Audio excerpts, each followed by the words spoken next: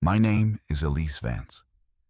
I am 46 years old, and I had been the charge nurse on the medical surgical floor at Harmon Regional for 11 months, which was long enough to understand the institution thoroughly, and not quite long enough for the institution to understand me. Harmon Regional Medical Center sat 14 miles from Naval Station Coronado on the San Diego coast, and the specific geography of that proximity meant the hospital received a steady influx of active duty and veteran patients. A federal contract that covered a percentage of its operating costs, and an administrative culture that had learned, over decades, to speak the language of military deference without ever fully understanding what it was deferring to. The floor smelled of antiseptic and the salt undertone that came off the coast on foggy mornings through the ventilation system. Something clean and cold that arrived every day around 6 a.m. and reminded me, briefly and without drama, of other mornings in other places where I had started my work before the sun had made its case. I had been a Navy Nurse Corps officer for 14 years before I came to Harmon Regional. I want to be precise about what that means, because the Navy Nurse Corps is not a category most people have a complete picture of, and the complete picture matters for understanding everything that follows. I was commissioned as an ensign at 22, progressed through the ranks to lieutenant commander, 04, served on a hospital ship in the Persian Gulf, ran the trauma bay on a naval installation in Bahrain during 2 operational surges, and spent the last 3 years of my active service as the officer in charge of a forward-deployed surgical team attached to SEAL Team 7. I had cared for more combat casualties than most civilian surgeons see in a career. I had made decisions in conditions that made Harmon Regional's most difficult mornings look like orientation week. I had left active duty when my mother's illness required me to be in one place. I had taken the civilian posting because it was close to her, because the work was work I knew how to do, and because I had believed, with the specific naivety of someone who has spent 14 years in a culture of mission clarity, that doing the work well would be sufficient. The Navy Nurse Corps does not produce people who abandon patients. It produces the opposite. That was what Goff had called insubordination. The dog tags were in my jacket pocket. I had worn them into the meeting because I had known, going in, that the meeting was the last thing before whatever came next. And I had wanted them with me. To the administrative staff, the meeting with Goff was a personnel matter, a documentation process, an institutional action, the machinery of an organization protecting itself from liability. To me, it was the specific cost of a decision I had made with full knowledge of its price and had paid without hesitation.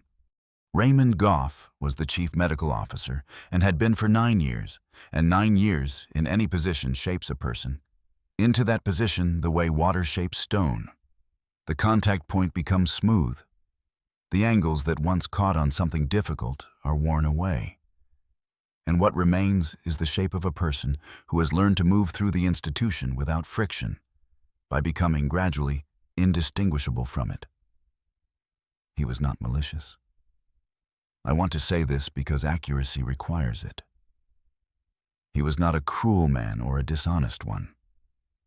He was a man who had spent 9 years learning that the hospital's legal and administrative interests were the organizing principle of every difficult decision, and who had arrived at a place where that principle felt like integrity, because he had been applying it long enough that the difference between institutional self-protection and genuine ethical reasoning had become invisible to him. He had given me every opportunity to revise my position. 3 conversations, over 2 days, each one offering a version of the same path. Signed the documentation that said my refusal to proceed with the DNR order on room 412 had been a clinical error in judgment, accept a written reprimand, and continue in my post. The documentation would become part of my personnel file. The matter would be closed. I had not signed it. The patient in room 412 was a retired Navy Master Chief named Gerald Oakes, 68 years old, admitted for a cardiac event, cognizant and oriented on admission, with no advance directive on file, and a family who was present and engaged and who had expressed, clearly and repeatedly, that Mr. Oakes wanted full resuscitation in the event of cardiac arrest. The DNR order that appeared in his chart on the second day of his admission bore his signature. Mr. Oakes told me he had not signed it. His family told me he had not signed it. The signature bore a resemblance to his handwriting that was close enough to pass a casual review and not close enough to pass mine. I had flagged it. I had escalated it to Goff. Goff had consulted legal, and legal had said the signature was within acceptable variance and the order should stand. I had removed the DNR order from the chart. That was the insubordination. I stood by it on day 1 and day 2, and in Goff's office on day 3, and when he slid my badge across the desk at 9:47 a.m., I picked up my jacket and my bag, and I walked out of the building, and I stood in the parking lot of Harmon Regional Medical Center in the October coastal fog. And I thought about what came next. What came next was a training exercise off Point Loma that was about to go wrong in a way nobody had planned for. I did not know that yet. But something that had been calibrated for 14 years was already noting the 2 Navy helicopters visible on the southern horizon, running lower than a standard training pattern, and the quality of their flight path, and the speed at which that quality was changing. I was in the parking lot because I had nowhere else to go immediately. My car was in the structure. My personal items were in a box the security office would have ready for me within the hour. I had 40 minutes between the end of the meeting and the availability of the box, and I spent them in the specific patient waiting that was the one skill 14 years of institutional military life had given me in absolute surplus. I called my mother. I told her it had gone the way we had expected. She said, "You did the right thing." I said, "I know." She asked if I was all right. I said, "I'm working on it." I sat on the low concrete barrier at the parking lot's edge, and I looked at the hospital, and I thought about Gerald Oakes in room 412, who had been moved to the step-down unit yesterday, and who was stable, and whose DNR order was gone from his chart because I had removed it, and who was alive in a building I was no longer permitted to enter. I thought about the specific feeling of a decision made correctly under conditions that make correct decisions expensive. I had spent 14 years making those decisions and paying those prices, and I was still in one piece, and I had never once regretted the cost of being right. I was not going to start today. The helicopters on the southern horizon were closer. I heard the radio traffic before the first helicopter reached the beach. Not my radio. I had turned in my equipment. The security officer at the hospital's rear entrance had a radio, and the wind off the water was carrying his frequency toward the parking lot. And the frequency was carrying a transmission that I processed in about 4 seconds. Multiple casualties. Training evolution off Point Loma. Sea state had deteriorated beyond the exercise brief.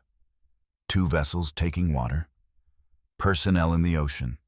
Medical assets inbound to Harmon Regional, closest trauma-capable facility to the extraction point. I stood up. I counted the helicopters I could see. 2 MH-60 Seahawks, the naval configuration, not medevac marked, but running with their side doors open in the pattern of aircraft that have been repurposed for mass casualty transport because the dedicated medevac birds were not available or not close enough. I estimated the aircraft capacity and the sea state description and the time between the transmission and the landing, and I had a number. 14, maybe 18, in the next 8 minutes. Harmon Regional's trauma bay was built for 3 simultaneous criticals. Their mass casualty protocol was designed for a motor vehicle accident on the freeway, not a naval training exercise extraction. The charge nurse I had been replaced by had 6 months of floor experience and had never run an MCI. I was standing in the parking lot with no badge, no access, and 14 years of exactly the training this situation required. I walked to the emergency entrance. The security officer at the entrance was a man named Torres, who had worked the hospital's east entrance for 3 years and who had been present at a respectful distance during the previous week's escalating conversations between me and the administration, and who had the specific uncomfortable expression of a person executing an institutional directive they have personal reservations about. "Commander Vance." He had always called me Commander for my first shift. Old habit from years near the base. "Torres," I said. "I need you to listen to me for 30 seconds. He looked at the badge scanner. He looked at me. "You heard the radio," I said. "Yes, ma'am. 14 to 18 casualties, MH60s, 8 minutes out. Your charge nurse is Maya Reyes, and she has never run an MCI. I have run 4. I held his eyes. "I need you to call her and tell her what's coming. And I need you to let me stand by this door. I am not asking to go inside. I am asking to stand here." He looked at his radio. He looked at the horizon. He called Maya. I ran the MCI from the entrance for 41 minutes. Not from inside. From the doorway, the sliding glass door that Torres had left in the open position, which I was technically not crossing, and through my phone, which I had Maya on continuous for the duration, and through the specific carrying quality of my command voice, which had been developed over 14 years of talking across loud spaces, and which did not require me to be inside a building to reach the people who needed to hear it. Maya was competent and frightened, and receiving information faster than her training had prepared her for. And what she needed was not a replacement, but a structure. Someone to give the situation a shape she could work within. That was something I knew how to do. "Tell me your incoming count," I said, the moment the first Seahawk set down in the parking lot I was standing in. 7 so far, 2 critical, 4 serious, 1. Triage colors. Give me colors. 2 red, 3 yellow, 2 green. Red goes to Bay 1 and 2. Yellow goes to the expanded treatment area. Tell Dr. Farrow to open the orthopedic consultation suite. It's adjacent to the bay and it's already clean. Green walks to chairs in the main corridor and waits. Nobody goes to radiology until the reds are stable. Goff is telling me to use the... Tell Goff I'm on the phone and give him the phone if he wants to have this conversation directly. Otherwise, do what I said. Brief silence. He says he'll call security. Torres was standing 3 feet from me. "Torres is right here," I said. "He can hear everything. Ask Goff to come talk to me himself." Goff did not come to the door. The second Seahawk landed. 5 more. A third was circling. I counted, adjusted, gave Maya the resource reallocation for the expanded count, watched the triage team working the casualties as they came off the aircraft, watched their movements, read the presentations from 20 feet away with the same eyes I had used on a helicopter deck in the Persian Gulf, and relayed what I saw to Maya before the triage tags were written. "Bay 2 patient," I said. "The one they brought in third. His SAT is dropping.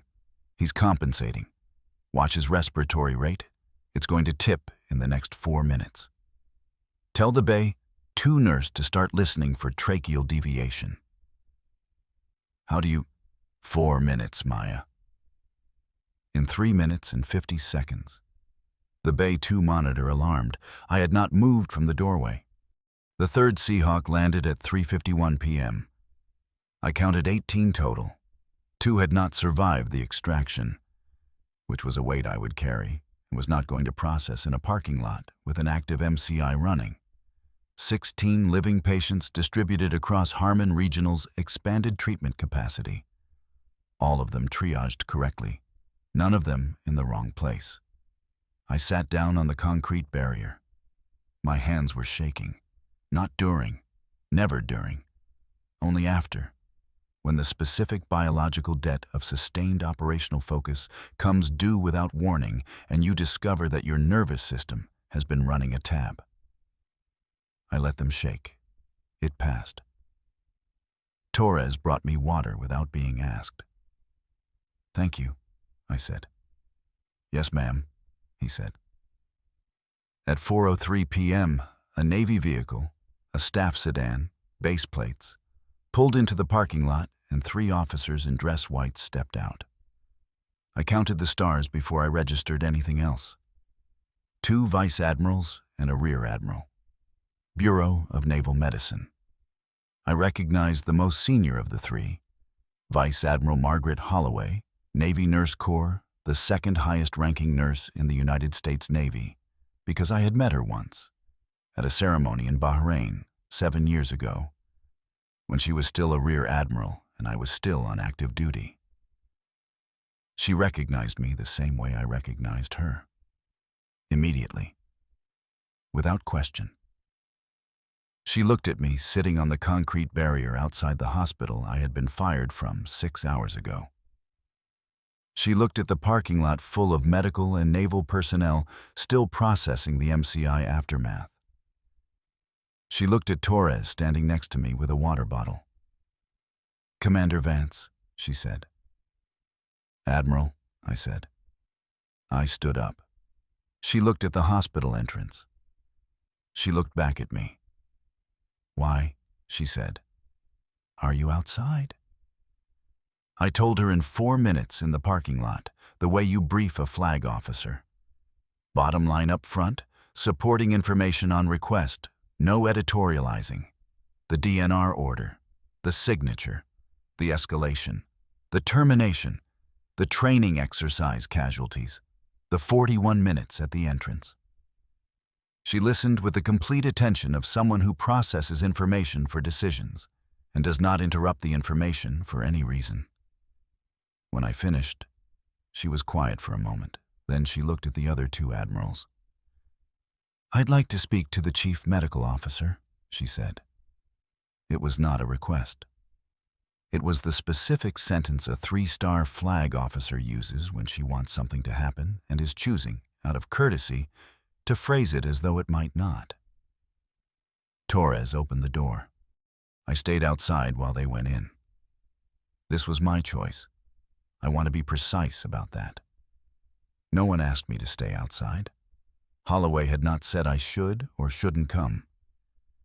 I had the specific understanding, built over 14 years of operating at the institutional military interface, of when my presence in a room would clarify and when it would complicate, and this was the latter. Through the glass of the entrance, I could see, at a distance, in the specific way you see things through institutional glass, which is to say, incompletely, and with inference filling the gaps, the shape of what was happening. Goff's posture, the way the room's authority redistributed when 3 admirals occupied it. The specific compressed quality of a man receiving information about a decision he made this morning that 3 flag officers have traveled 14 miles to discuss. I had seen institutions correct themselves before. It was not always graceful. It was not always fast. It was usually, when it happened, the result of someone in a position of sufficient authority deciding that the institution's actual values and the institution's recent behavior had diverged enough to require correction. 3 admirals constituted sufficient authority. Maya came to the entrance doors. She looked at me through the glass. She said something I couldn't hear and held up her phone. I picked up. "Bay 6 patient," she said. "The one you called early. He's stable. Dr. Farrow says he's going to be okay." I let that settle for a moment. "Good," I said. "How's the floor?" "Managed," she said. "I kept your triage sequence." "It was the right sequence," I said. She was quiet for a moment. Then, "Are you coming back in?" "Waiting on some paperwork," I said. She understood that. Nurses always understand about paperwork. Goff came out of the building at 4:47 and walked to his car without looking at me and drove away. I watched his car leave the parking lot. I noted the time. I did not feel what I had expected to feel, which was something large and vindicating. I felt something smaller and more durable. The specific settling of a situation that has been wrong and has been corrected, which does not produce triumph because the wrongness required to produce the correction should never have existed. Holloway came to the entrance at 4:58. She handed me a document. Not a formal reinstatement letter. That would be processed through channels and would take its institutional time. This was a memorandum on Bureau of Naval Medicine letterhead, signed by all three admirals, directing Harmon Regional Medical Center to reinstate Lieutenant Commander Elise Vance, Nurse Corps, United States Navy Reserve, effective immediately, pending formal documentation, and furthermore directing a review of the DNR authorization procedures that had been the basis for the original termination action. I read it once. I folded it into my jacket pocket next to the dog tags. "Mr. Oakes," I said. "Room 3114, she said. "Step down unit. He's been asking where you are." I looked at Torres. He was already scanning my old badge, which had been in his desk since 9:47 that morning. The scanner beeped. The light went green. He handed me the badge. Not the visitor's lanyard they had given me when I arrived in the parking lot. My badge. My name, my photograph, my access level. Everything I had been doing this job as for 11 months. I put it on. I went inside. I went to the step-down unit first. Gerald Oakes was awake, propped on his pillows, with the alert eyes of a man who had been waiting for someone to walk through his door and recognized her when she did. "They told me you got fired," he said. "They did," I said. "On account of me." "On account of a principal," I said. "You happen to be the patient the principal was about." He looked at me for a long moment. "Thank you," he said. The words of a man who does not use them unless he means them completely. "Rest," I said. "You're going to be fine." I went to check on Bay 6. The floor smelled like antiseptic and the coast and the particular salt and cold of October coming through the ventilation, and the monitors were running their steady conversations, and there was work to do. There is always work to do. I went back to work. If Elise's story stayed with you, if something in it felt like the truth about what it costs to be right in a room full of people invested in calling you wrong, hit that like button and share it with someone who needs to hear it today. We tell the stories of the ones who paid the price of integrity before the institution caught up to them, who held the line when holding it was expensive, and who went back to work when it was over without asking anyone to notice. Subscribe to this channel and drop your city in the comments below. I want to see how far this one reaches. Script word count. 4,080 words. Built to framework spec. All 14 beats. All 6 motifs.